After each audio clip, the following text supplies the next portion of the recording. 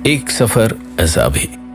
Airport पर check in करने के बाद हवाई जहाज में सवार होकर सीट पर बैठा एक अंगड़ाई ही ली और खिड़की से झांक कर देखा। दिल्ली तक पहुंचने में लगभग 2.5 घंटे लगने वाले थे। सोचा एक किताब साथ लाया हूं, कुछ देर पढ़ूंगा, फिर कुछ देर नींद ले लूंगा, जो नॉर्मली मैं फ्लाइट में करता था। टेक ऑफ से ठीक पहले 10 सैनिक भी विमान में आए। संयोग से वो मेरे आसपास की सीट्स पर ही बैठ गए। ऑलमोस्ट सभी सीटें भर चुकी थी और जैसा कि होता है कि मैंने पड़ोसी सैनिक से पूछ लिया कि कहाँ जा रहे हैं।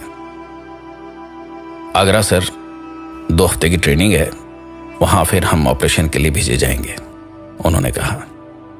1 घंटा गुजरा होगा कि एक अनाउंसमेंट हुई कि जिस पैसेंजर को भी भोजन चाहिए हमारी अटेंडेंट से पैसा देकर खरीद सकता है। मैंने सोचा चलो दोपहर के खाने की चिंता खत्म हुई। मैं पर्स में से पैसे निकाल ही रहा था कि 2 सैनिकों की बातचीत कान में पड़ी। हम भी खाना मंगाएंगे क्या? एक सैनिक ने पूछा दूसरे को। नहीं, यहाँ बहुत महंगा होता है, अभी 2 घंटे की बात है, उतरने के बाद हमेशा की जो अपनी होटल है वहीं पर खाएंगे। हाँ ठीक है, सभी सैनिकों ने कहा। मैंने कुछ देर सोचा, फिर उठा और फ्लाइट अटेंडेंट की तरफ गया और उससे कहा कि सभी सैनिकों को खाना सर्व कर दीजिए। तब मैंने अटेंडेंट की आंखों में आंसू देखे।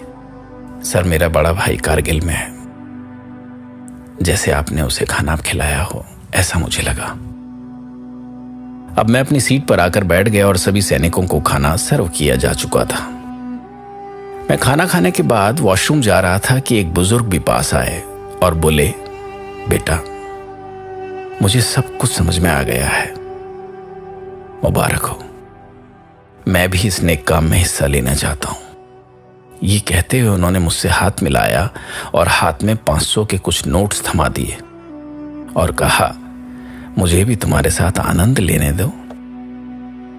अभी आधा घंटा गुजरा था कि हवाई जहाज का पायलट मेरी सीट ढूंढता हुआ आया, मेरी तरफ देखकर मुस्कुराया और कहा कि मुझे आपसे हाथ मिलाना है। मैंने मेरा सीट बेल्ट खोला और खड़ा हुआ। उसने मेरा हाथ में हाथ लिया और कहा, मैं फाइटर पायलट था, तब आपके जैसे एक थे जिन्होंने मुझे भी खाना खिलाया था। ये एक प्रेम का प्रतीक था जिसे मैं कभी भूल नहीं सकता। सभी पैसेंजर्स ने तालियां बजाना शुरू कर दी। मैं थोड़ा संकुचा सा गया, हालांकि मैंने इन सब चीजों के लिए ये किया नहीं था। खैर, सफर खत्म हुआ। मैं खड़ा हुआ और दरवाजे की ओर बढ़ा। तभी एक युवा आया, मेरी पैंट की जेब में कुछ रखा और आगे बढ़ गया। हवाई जहाज से उतरते वक्त देखा कि सभी सैनिक एक जगह पर जमा हैं। मैं वहां गया और बुजुर्ग और नौजवान के दिए पैसे निकाले और उन सैनिकों के हाथ में देते हुए कहा कि हम तो कुछ नहीं देते, आप तो जान दे देते हैं वतन के लिए, ये रखिए, काम आएंगे। अपने आंसू छुपाता हुआ मैं भी वहां से निकल गया। दुआ करता रहा कि हमारी हिफाजत करने वालों की तू हिफाजत फरमाना। जय हिंद।